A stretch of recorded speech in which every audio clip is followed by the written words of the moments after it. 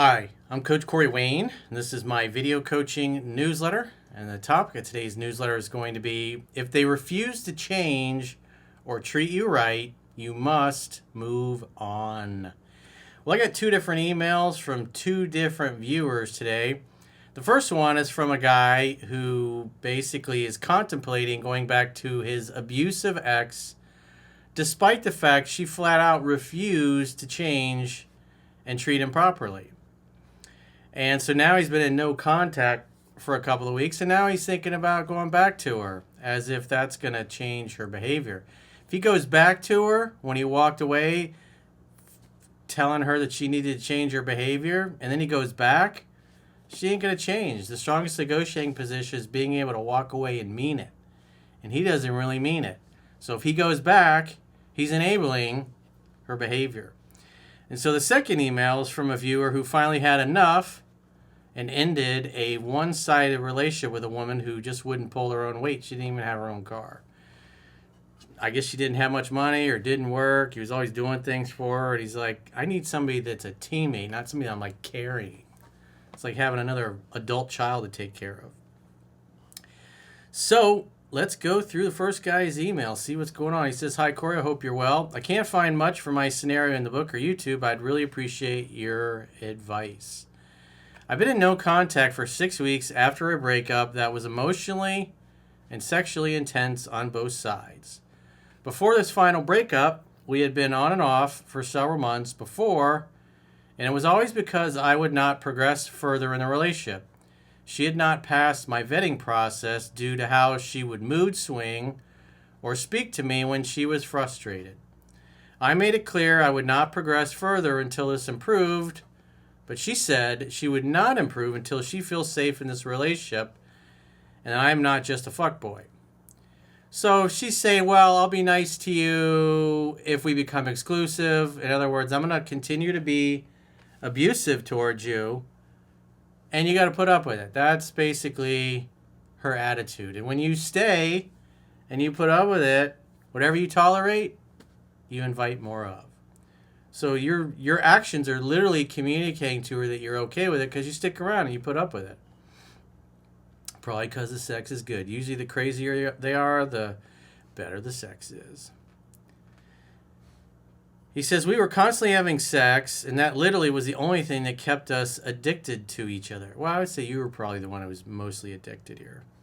During the temporary splits, she was always the one to reach out to me first, normally after 2 to 7 days. The final breakup, she asked me to leave her place, but she kept reaching out for sex or to ask to talk. And by this point, I was so fed up of doing this cycle, back then at least, that I did not agree to go over on all of the several times that she had asked because I actually wanted progression in my life situation. And at this point, I just thought it was toxic. Dude, it is toxic. And it's not healthy. And when a woman refuses to treat you properly and says, oh, well, you got to be exclusive with me, and you got to agree to be my boyfriend, then I'll be nice to you, otherwise I'm going to be a bitch. It's like, I don't think so. That's absurd. On the last day we texted, we had been back and forth for 3 days over messages, and during an argument, I sent a final message that was quite harsh, telling her that she was manipulative and cruel, and it was a lesson learned for me. Well, probably you were being honest, because that was the truth. And I told her how I felt about everything and how I saw it. So he's expecting her to change. He wants her to change. He obviously likes a lot about her. But she's flat out refusing. And to stay thinking that you're going to change her, you're going to fix her, or you're going to get her to comply with being nice to you is just kind of delusional. Because you got plenty of time together. And he didn't say how long they were together, though.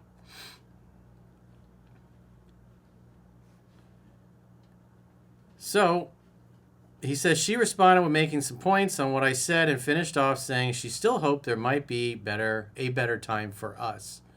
Well, it takes two. She's not willing to change how she treats you. It's like it's just going to stay the same.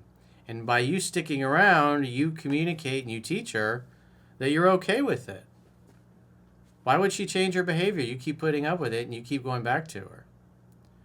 I did not respond to this as there was no questions and I was done with this endless texting getting nowhere. I felt I'd said my bit. Now, it's been a stretch of silence. Well, this is the part where walking away and meaning it comes into effect. So he's walked away. He thought she was going to cave and she hasn't. And now he's starting to second guess himself.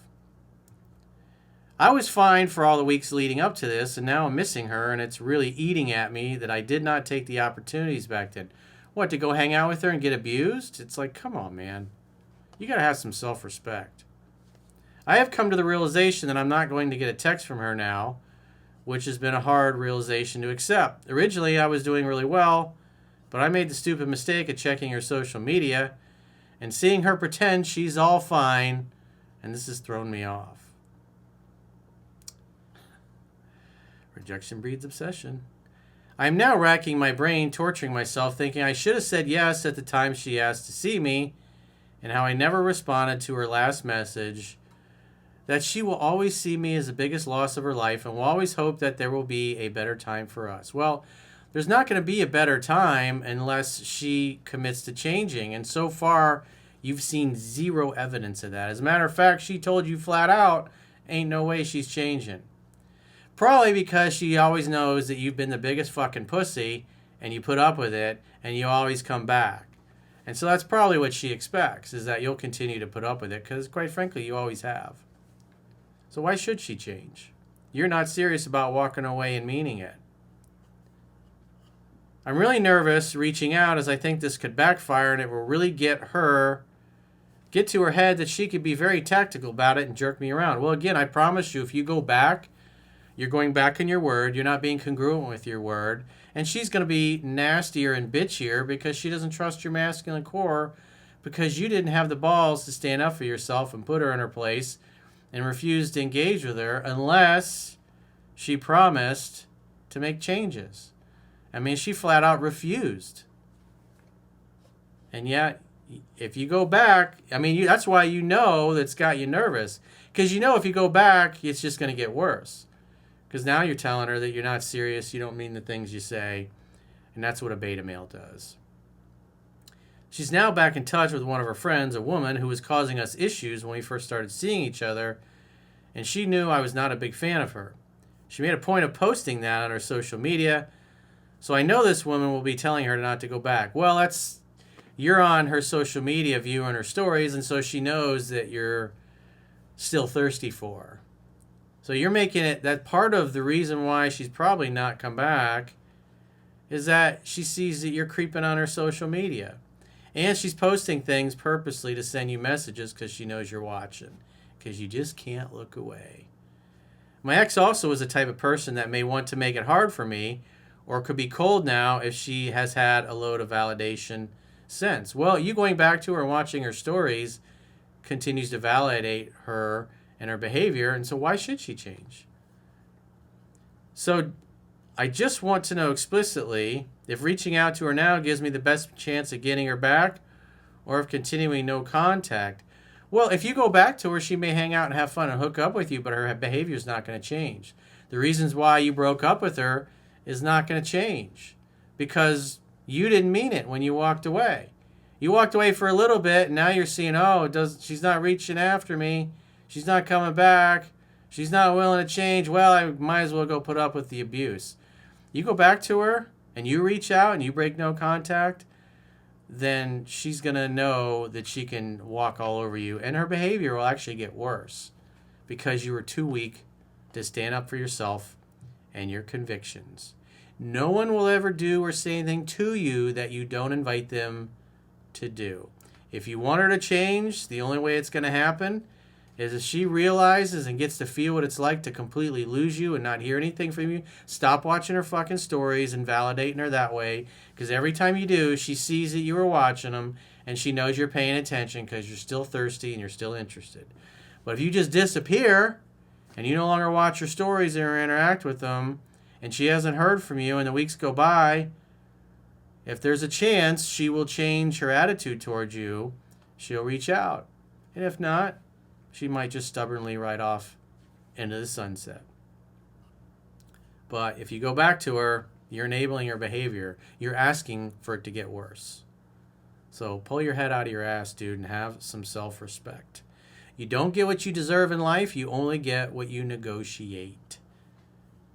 And you're contemplating being a really weak negotiator. She'll never respect you as a man if you go groveling back to her, when she knows she's the one that was out of line. All you do will validate that everything that she did and said beforehand was legit and okay, and it'll get worse. So let's go to the second email. He says, "Hey, Coach Corey, I just became a premium member and wanted to share what I consider a success story. Even though it involved a breakup, I've been following your work for a while now, and it's helped me stay grounded and navigate things with clarity and strength." So if you guys haven't already signed up for our premium membership, what he's referring to is in the video description of this video. There are links to join on YouTube or to join on Spotify, or you can join on our website, understandingrelationships.com. And with the website, you can do a 7-day free trial and check out what content you get for your money. And if you choose an annual plan, you'll get a 25% discount for paying the whole year's premium up front. So go to understandingrelationships.com, click the plans tab, sign up for a 7-day free trial with the website. You get the email analysis that goes along with these video newsletters. Plus, there's going to be stuff on the website that you're just not going to, I just can't put on YouTube. So if you just like watching videos, YouTube is great. The one thing with YouTube's paywall for members-only videos, they will stop playing when your phone goes to sleep, unlike the free videos on YouTube. But if you just want to listen to audio, then Spotify is going to be your best bet, because the paywall allows you to listen when the phone goes to sleep. So obviously we prefer you sign up on the website, but maybe you sign up in all three places. Maybe sometimes you want to just listen to the audio. Maybe sometimes you want to be a serious student and sit in front of a nice desktop or a laptop computer with a nice big screen. You have the book open, you're looking at the video newsletters, you're checking out the premium members content, being a serious student and taking this seriously. And then when you're on the go, you can be listening to Spotify. If you're at home, you can put the videos on YouTube, or at work, put the videos on YouTube. It's up to you. We got 3 different places that you can consume the content. The more places you subscribe, the more we appreciate. The price is the same everywhere. He says, "My ex-girlfriend and I were together for about a year." Oh, sorry. So he says, "I've been following your work for a while now, and it's helped me stay grounded and navigate things with clarity and strength. My ex-girlfriend and I were together for about a year. We had great chemistry, saw each other 3 to 4 times a week, and overall got along well. I'm 27 and recently graduated from university, and I work full-time overnight shifts, about 50 hours a week. Despite the limited free time, I gave what I had to her. I planned our dates, I covered expenses, I sent her money for food or transportation, and was consistent in showing up." So you were dating a chick that was not really competent. In other words, it doesn't sound like she could hold down a job, pay her rent on time, pay her bills, pay a car payment. As a matter of fact, you'll see she doesn't even have a car. And he's giving her money for food. Doesn't really sound like a teammate. Sounds like a mooch. She started saying I wasn't putting in enough effort, and I explained calmly and clearly that I was giving her the majority of the little free time that I had. I also pointed out that the relationship felt one-sided. I was always the one going to her. She didn't have a car. And I asked if she could make an effort to come to me occasionally, even just via Uber. She claimed it was too expensive. And then, this is the kicker, then later bought a $500 purse, which made her priorities pretty clear. Well, you enabled her behavior, always paying for her bills. That's kind of ridiculous. Eventually, she ghosted me mid-conversation. I reached out a few times and got nothing. Well, you shouldn't keep sending messages when somebody ignores you. Dating is like tennis. So you're double and triple texting. When she finally called me 3 days later, she asked why I didn't keep reaching out. I told her I'm not going to chase someone who's actively avoiding me. We talked it out again, and I stayed up all night before a shift trying to work things out. Over Easter weekend, I was visiting family and met up with my best friend and an old female friend for photography. My ex saw a story on social media and flipped out, accusing me of cheating and lying, even though nothing shady happened. She refused to listen, called me a liar, and insulted me deeply, and even bringing up childhood trauma that I had confided in her with. Yeah, if it's not going to make you look more attractive and more masculine, it's like, why tell her? Because when you get into a fight, that's what happens. She's going to use it against you. He says, that was my final line. I told her I couldn't be with someone who uses my vulnerabilities against me, and I ended the conversation for good. A month later, she reached out for closure. We met up, and while she apologized, I let her know that I didn't feel like we were aligned anymore. I want a partner in life, someone who walks beside me, not someone I have to carry. I told her respectfully that I haven't missed the relationship, and that's the best that we just leave it behind. I was already in the gym every day before the breakup, but that situation gave me a reason to push even harder. I'm now down 17 pounds, up in muscle, and sharper mentally. I've been stacking wealth, paying off debt, and doubling down on my growth. Your teachings reminded me that the right woman is an addition to my life, not the center of it. This is correct. Good for you, dude. I'm still finishing your book, but your videos have already helped me remember who I am. Thank you for what you do. It really does make a difference. All the best, Bob. Well, Bob, congratulations on you for having the guts to walk away from basically an adult female child who is incapable of taking care of herself. And instead of driving to see her boyfriend, who she supposedly loves because she doesn't want to spend the money on an Uber unless you pay for it, she goes and buys herself a $500 purse. So that tells me her interest was low. You're just now reading the book. I'm sure a lot of light bulbs are going off as you're going through it. But find somebody that at least can have a stable job, pay her rent on time, pay her car payment, just does the bare minimum at least to take care of herself. I mean, dating a girl when you're paying her bills and sending her money, and then what little money she does have, she does stupid shit like buying a $500 purse that she can't afford. It's like, come on, man.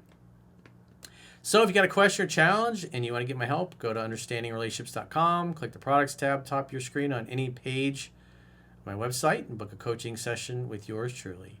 And again, if you haven't signed up for our paying members only content in the video description of this video, there are links to join on Spotify or YouTube or our website, understandingrelationships.com.